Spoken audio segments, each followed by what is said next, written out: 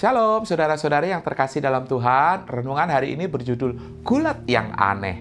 Bahan bacaan kita terambil dari Kitab Kejadian pasal 32 sampai dengan pasal 34. Kejadian 32 memberikan pertandingan gulat yang paling aneh yang pernah terjadi. Namun demikian, meski awalnya tampak aneh dan ganjil, tetapi semakin diselidiki ceritanya, semakin kita disadarkan betapa besarnya anugerah dan berkat dari kisah gulat ini. Yakub sedang dalam perjalanan pulang ke Kanaan setelah 20 tahun tinggal jauh dari asalnya. Namun alih-alih merasa senang karena bisa pulang, ia justru merasa ketakutan akan kemarahan kakaknya Esau. Esau sedang dalam perjalanan untuk menemuinya dengan 400 orang. Yakub yakin bahwa ini bukanlah pesta penyambutan, melainkan pasukan dari seorang pria yang marah dan ingin balas dendam. Apa yang ada di hadapannya sungguh menakutkannya. Yakub mengalami malam yang menggelisahkan sampai ketika seorang pria aneh muncul dan bergulat dengannya.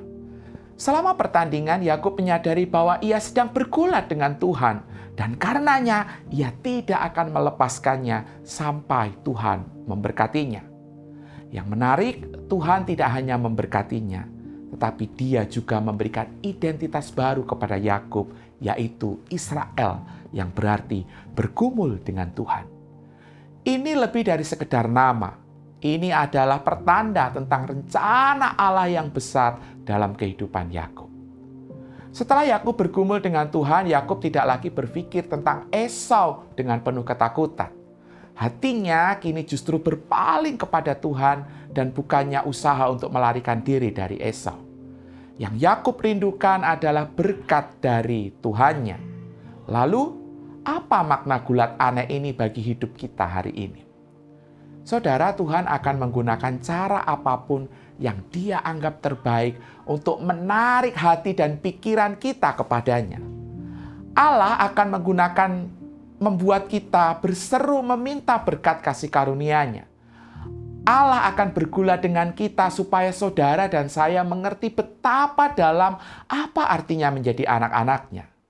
Di dalam kasih, Allah akan datang kepada kita dan membuat gangguan yang kita butuhkan agar kita mengerti siapa diri kita dan status kita sebagai anak-anaknya. Kasih karunia Allah datang kepada kita dalam berbagai bentuk.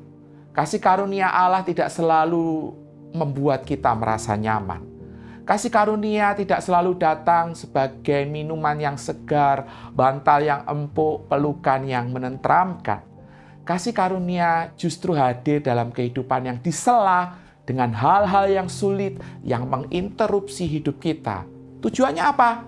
Ya, untuk merebut kembali hati kita, menguatkan iman kita, memberkati kita dengan kasih karunia-Nya, dan untuk menanamkan kembali identitas kita sebagai anak-anaknya. Amin.